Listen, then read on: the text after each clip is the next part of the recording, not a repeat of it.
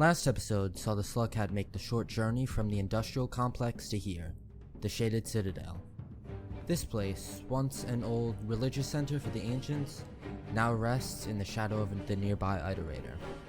It is a place left untouched by sunlight for hundreds of cycles, and countless monsters lurk in the dark.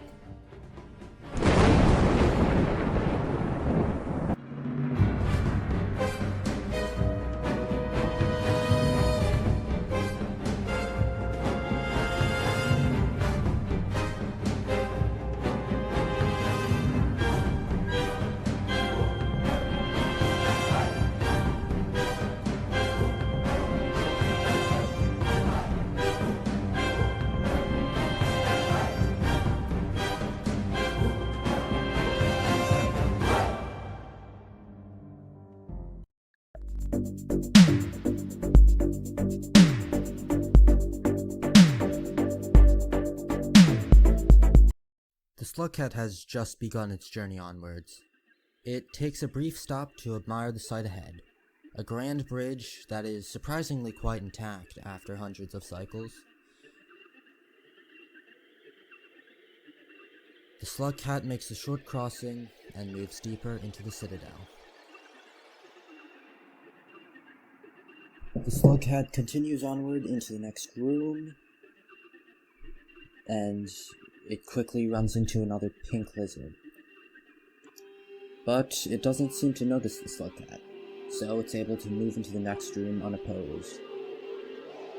It's briefly interrupted by a small creature, but it runs forth. Yet, there's something now in the darkness within. A brief flash gives away the creature's position. It is a black lizard, a dangerous predator. They're specifically adapted to hunt in the dark underbelly of these facility grounds. They are unable to see, but their sense of hearing is quite strong. The very flash that gave it away is actually an indicator that it has heard the Slugcat, and now it begins the hunt.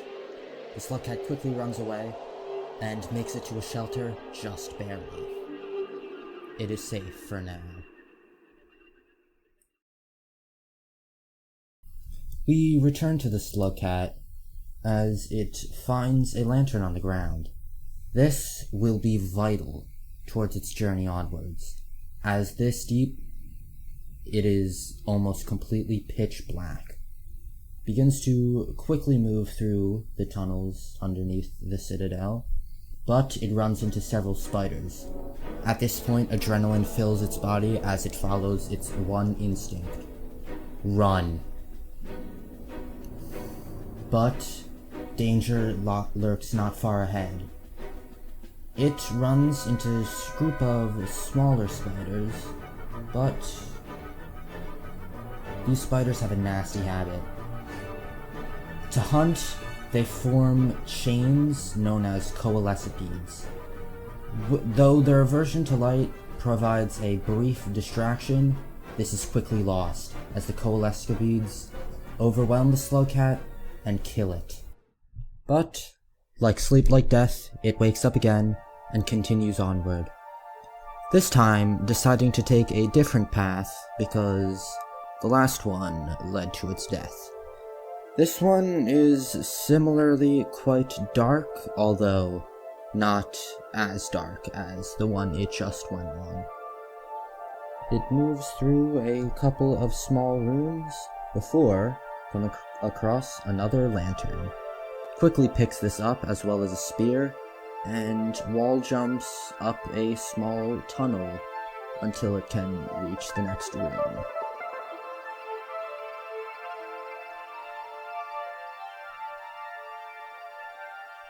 It's not a very eventful climb, but it is a safe one.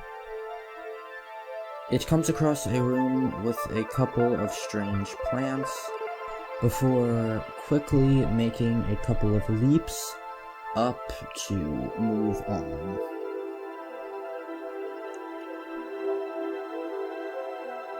It runs across a couple of more spiders, but things seem to be going well. comes across a pink lizard carrying something. I cannot see what exactly just now, but it doesn't matter. The slug cat continues forward. But all of a sudden, the pink lizard comes up from behind it and begins to chase. It comes across a room with several smaller creatures. Now that I can get a good look at them, I can see that these are lantern mouse. They have evolved bioluminescence as a method of improving visibility down here, and occasionally, like shown here, they use their prehensile tails. But the slug cat quickly moves on, ignoring them. It sees another lantern mouse passing it by before a group of spiders once again attacks it. Quickly moves backwards in an attempt to flee, and coming into a dead end, it quickly avoids another coalescipede and quickly and narrowly escapes through another tunnel. It comes across a small pond, which it decides to attempt to climb up, but this fails. Both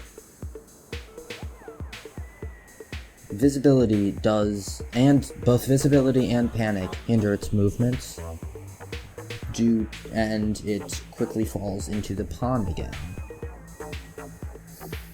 It must move forward constantly, as the rains might come at any moment.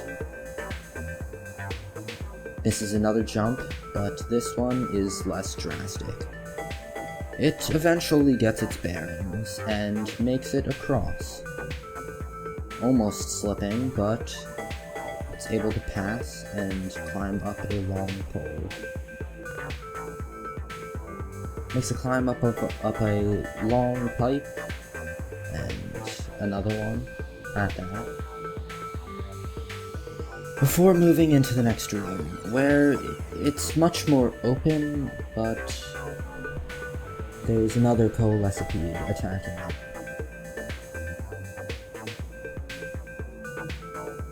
Quickly panics and moves onward, escaping into a nearby room. This place is much more open. At this point, the slug cat is lost. It has no idea where it's going, and another coalescipede attacks, propelling it forward in a quick burst of adrenaline. It's able to shake off the pack of spiders before reaching another bridge. It knows that this is not where it's supposed to go, and it attempts to move downwards. Runs into another group of lantern mice, which quickly scatter at its sight, before running into a scavenger. Now, before these scavengers... Oh wait, it seems to have run away before I can really go into depth with an explanation. It's a shame, but these things do happen. The slug cat attempts to get its bearings and navigate its surroundings, and it has to. The rains are soon coming. Runs into another dead end, attempting to find a way to get around it, but it is unable to. It must double back if it is to survive.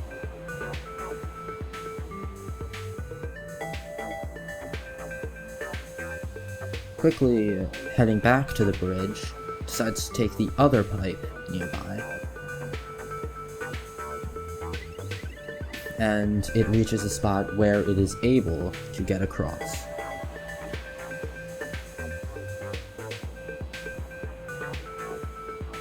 It attempts to once again look for a way to get up, and eventually finds it, but the ground begins to shake. The rains will be here any minute now. The slug cat, knowing what this means, quickly runs in an attempt to find a shelter. Runs past several small spiders, and continues forward, crawling down a large pipe where it runs into a much larger spider. The spider too, though, has a sense of self-preservation, and instead of attempting to hunt the slugcat, quickly moves off on its own. The slugcat must move. The rains briefly dissipate, but they will be back. The slugcat must run if it is to get to safety, because now the rains have really begun pouring. But there's a shelter nearby. The slugcat quickly rushes up and gets in. It is safe.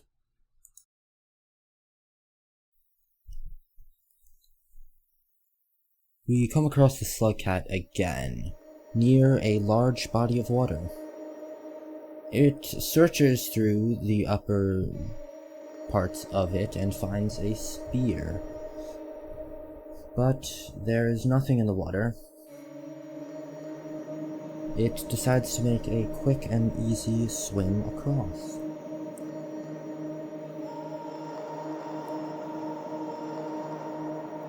But now it comes across monster kelp. These large carnivorous plants are incredibly strong, but the slugcat knows how to get around it, and it throws a spear, quickly distracting the monster kelp. Monster kelp are very rare creatures around these parts. They're only seen in wet, damp environments, but their grip is near inescapable. The slugcat comes across another one, throwing several lotus plants to distract it before sneaking across again. It's once again able to get past the monster kelp. And now it makes it to a new area.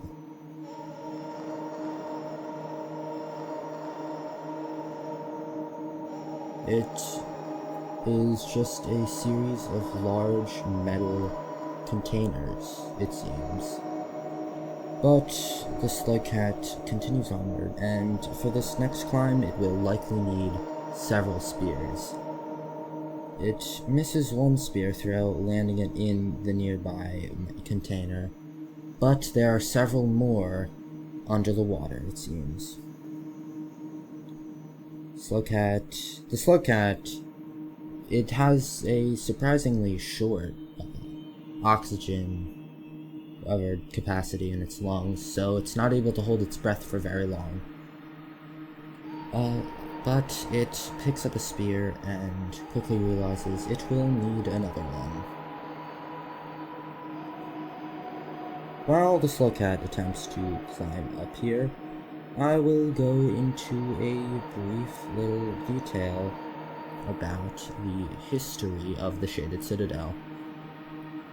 So, interestingly enough, before the ancients would die, or ascend actually, they would undergo burial rites here, and hence why it was such an important place from before the ancients moved to adopt their iterators. But it seems the slugcat has now reached the top, and it moves onward. In the next room, it sees a shelter, and quickly moves to get into it. This was a rather uneventful portion of the documentary, but it was nice to let you know a little bit of the Citadel's history. We return to the slugcat, attempting to get further up to reach the next area. It quickly looks around to get its bearings, and find out which direction it should be going. It takes a small tumble, but quickly gets back up. It is a quite persevering creature, I will say. It keeps moving around, attempting to figure out what exactly it should be doing, and seems to have reached a nice spot it could climb on to get across. But it falls again. only to get back up and continue. It seems like it has found a good spot to get across. So, makes the jump and moves into the next room. Immediately, it notices several large predators walking about. These are Miros birds. They are actually not entirely organic beings. They're the sole residents of this place, and they run on two legs, and they snap up prey with their artificial mouths.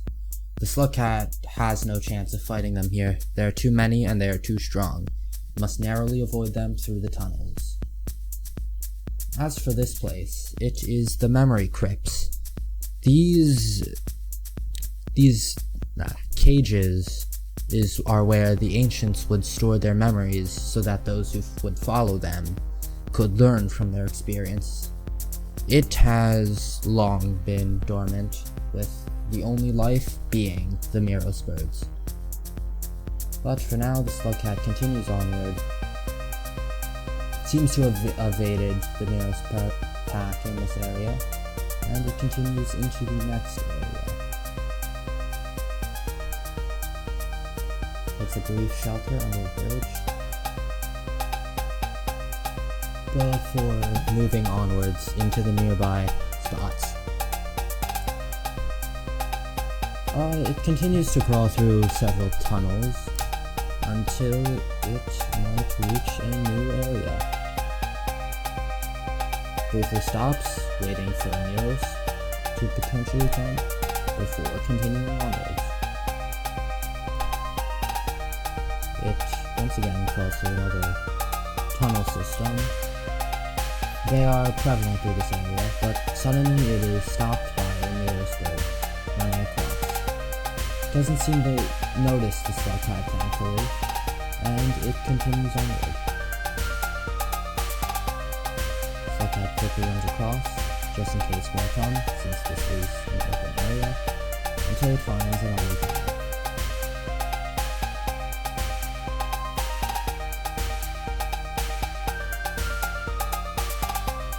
The Miros birds seem to have gone for now, and so the slug cat moves into another pipe and arrives in another new area, where it comes across several strange plants. These are flashbangs. They are... where do I put this? When thrown, they release a blinding flash of light that especially is good against creatures with highly sensitive eyesight, like the Miros birds. The slug cat will need this in order to get past, as it sneaks behind several other Miros birds. But another pack comes across, and the slug cat waits before continuing onward.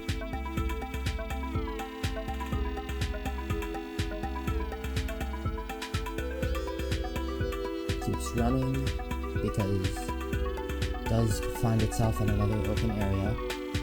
As it climbs up, you can hear the Miros birds approaching.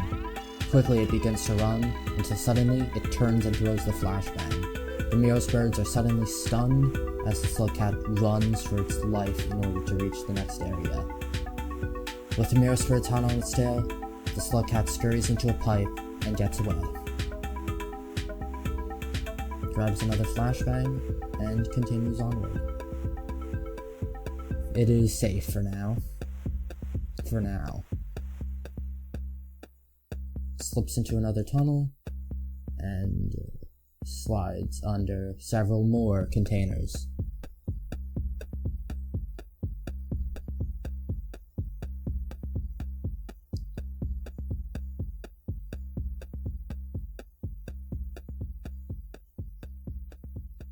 It reaches a weird segment that's just completely enclosed, one of the first parts of this area that is such.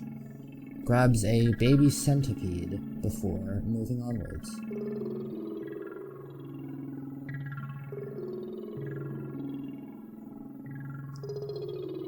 reaches another open segment that it quickly navigates around in order to avoid any potential Nero Spurt encounters.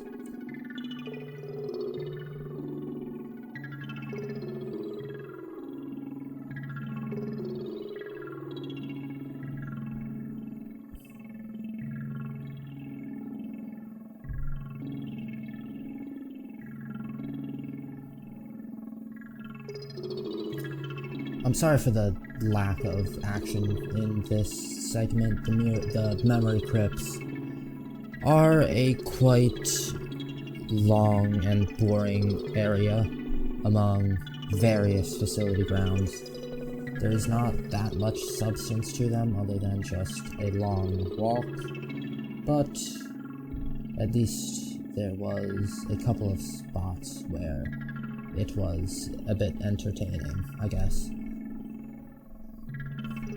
The Slugcat attempts to get up, as it will need to in order to progress. It is confused though, it has no really big clue on where to go. So for now it just hops around aimlessly trying to find a way up. Still can't seem to find one, and it's been a while since the cycle started, so it might rain soon. And just like that, the ground begins to shake. This, as shown previously, is a telling signal that the rain is coming. The Slugcat, panicking, misses a couple of jumps, but it's able to get up. Has to move quickly, but there's a gate right in the next area. The Slugcat waits in tense anticipation for the gate to open so it can move across to safety. It is now entering a newer area because, believe it or not, the Slugcat has stumbled across one of the support struts of the local Iterator Five Pebbles. It will be faced with several dangerous challenges among this long vertical climb. It hops across several platforms and grabs onto a rope before heading into the shelter. It's safe for now, and it quickly falls asleep.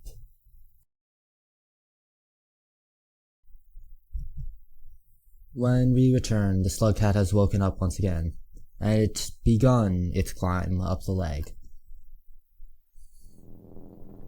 For now, it just must hop between poles and platforms in an attempt to reach the top.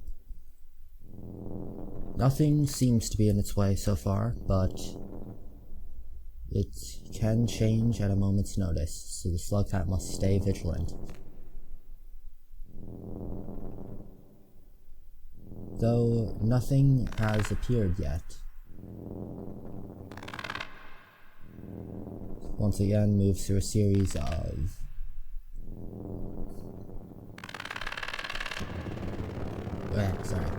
It moves across a series of platforms and it makes its way to the top, but it's able to evade a white lizard sleeping and make it to the next room.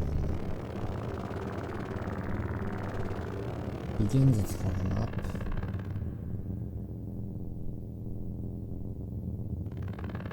You'll have to make this jump in order to get up, but it seems to have held out fine. Crawls through another tunnel before moving up.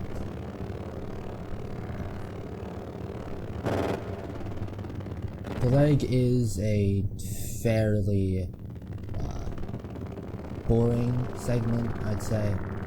It's not there's not much that's part of it besides just vertical climbing, but hopefully we can have something happen.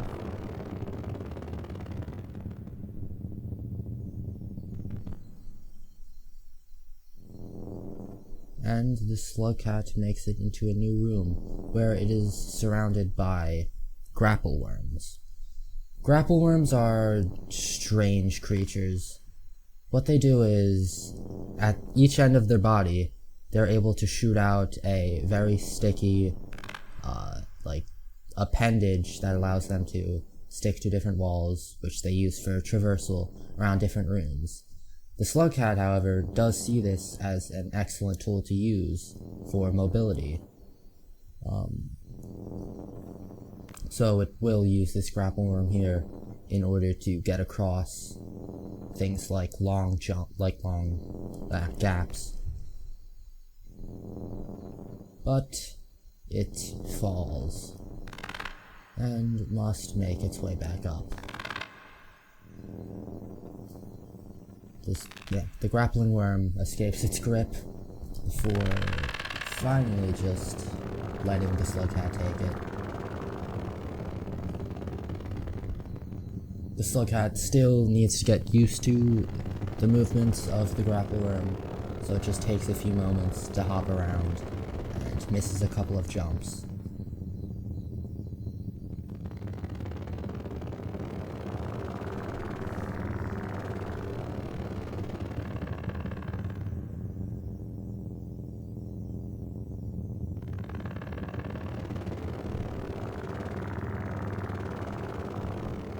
But it is finally able to make it back up, for now.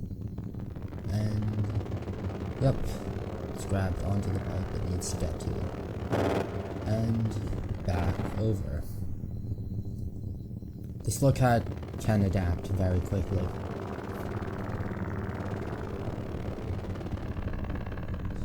It almost falls off the edge there, but it's able to cling to the walls and slide down to a better spot.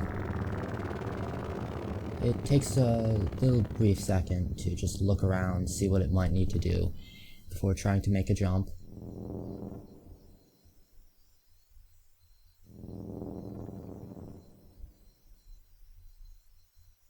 It is able to reach a spot that it can jump across, but falls again and must start from the beginning. It once again almost falls completely to the bottom, which would cost it quite a bit of time, but it's able to make it across again. It seems to be trying to get the grapple worm to grab onto the small platform in the center of the room, but it kept grabbing the one on the sides. The slug cat once again tries to use the grapple worm to swing across, and this time it makes it into the next room, where it finds a shelter where it will likely go to sleep.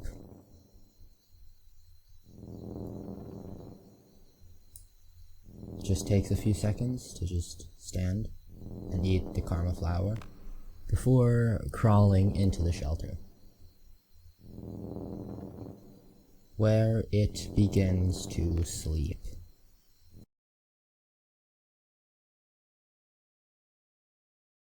Unfortunately, due to a large presence of the rot in more upper portions of the leg, I was forced to recall my overseer camera, so that cuts out a little bit of footage. But the slug cat does seem to have made it across just fine, and it is now in the underhang. The underhang is an entirely different beast compared to the leg. Instead of a long vertical climb, the underhang is a lot of horizontal movements over deadly falls. But the slug cat will be able to make it across this, hopefully. And it seems now that the slug cat is it just avoided a lizard, and it's now just moving through a new room. But it's run into something incredibly dangerous. This is the rot. It's not organic whatsoever. It's a bunch of well, it's slightly organic, but it's biomechanic growths, much like cancerous cysts cysts. But it has also gained the ability to move. Although it's blind, it still can hear the slug cat. But the slug cat seems to have gotten across. The rot is a very dangerous thing around here. It's virtually indestructible, and its presence in this area is not a good sign for what happened to Five Pebbles. But the slug cat seems to be using a grappling worm to get across. It's avoided a white lizard nearby, and it is moving onwards. After having made its escape, it moves into another area, and another.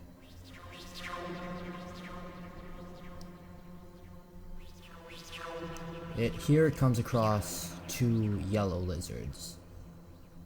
Yellow lizards, unlike most of their kind, they possess a strange form of telekinetic communication, which allows them to hunt in packs, but this doesn't seem to have affected the slug cat, which got past both of them.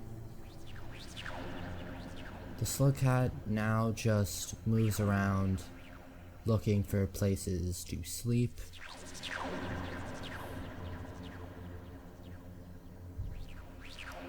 Comes across a large metal door that it must go around through the tunnels.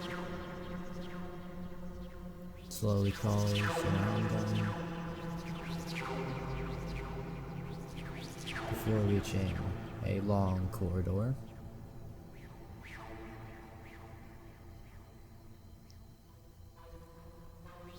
Over here is just a long vertical portion above several corridors, which the slug cat now moves across. The slug cat takes a look at what's above it before crawling back down to see what else is nearby.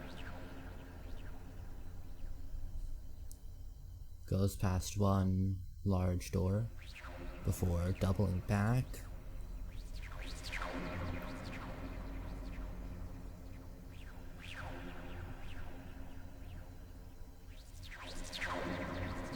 Seems to be trying to get its bearings straight about where it is exactly.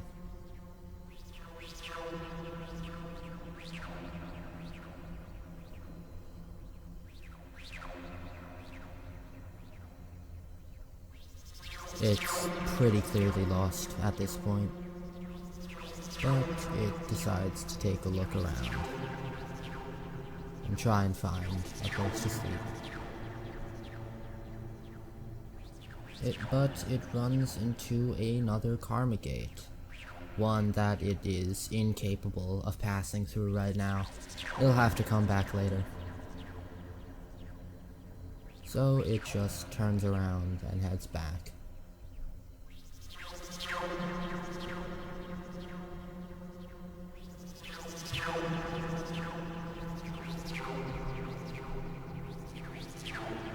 Briefly pauses to just look around before moving onwards.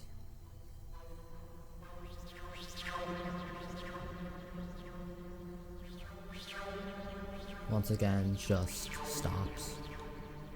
It's clearly trying to just think and retrace its steps on where it was, where it's going. Crawls through another pipe and continues its search.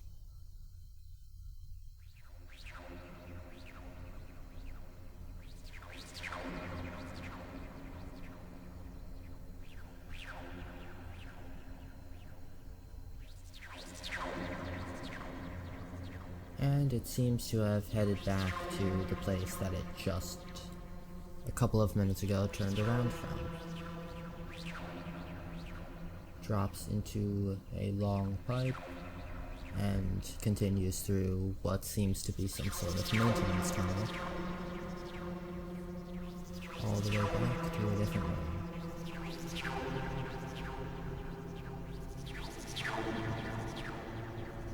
Briefly pauses, just recollecting where it is, where it has to be.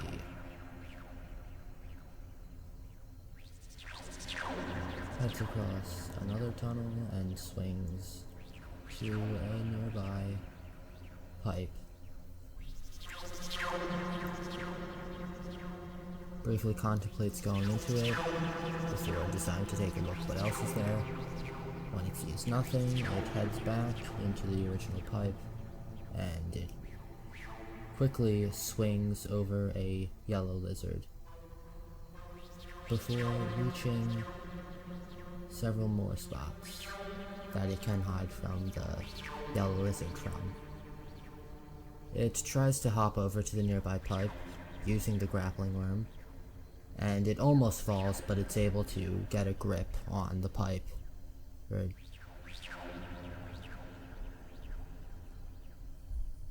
And it has found a shelter. This is where I'm going to be leaving it off. The gate that it recently ran into is actually the gate to Five Pebbles structure, and we will be covering that in the next episode. For now, I hope you enjoyed episode 3 of the Rainworld nature documentary, and I will see you all soon.